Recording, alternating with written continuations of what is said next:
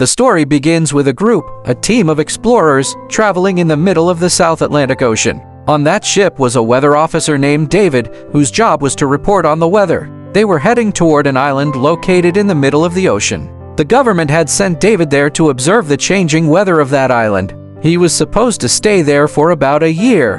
His task was to collect weather data for the entire year and then return. David was provided with a year's worth of food and all necessary supplies. After many days of travel, they finally reached the island. Using a boat, they landed on it. The island was completely deserted, not even a single bird could be seen.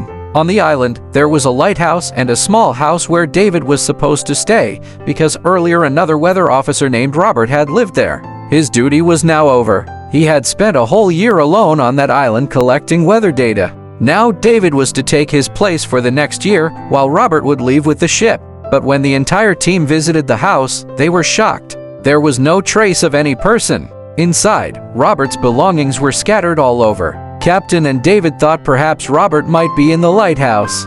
Without wasting time, they went there and saw a strange sight. The entire lighthouse was surrounded by sharp wooden stakes, as if someone had deliberately sealed it so no one could enter. They knocked on the door several times, but there was no response. Finally, they forced it open and went inside.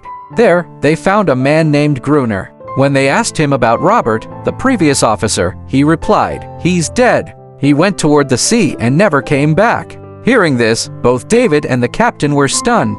The captain then said to David, "If you want, you can still return with us." But David refused. He thought that if he could provide the government with accurate weather reports from the island, he would earn a good amount of money. So the captain gave him a gun for protection and warned him, "This place doesn't look safe to me. Take care." They left David behind and promised to return a year later. After they left, David settled the house to make it livable. That night, he found an old diary in a drawer. It belonged to Robert. The diary contained many notes about the island. It mentioned some mysterious creatures, but the details were unclear and incomplete. There were also strange sketches of odd animals, which David could not understand. He thought perhaps Robert had drawn them out of boredom. On one page, there was also a photo of Robert's wife.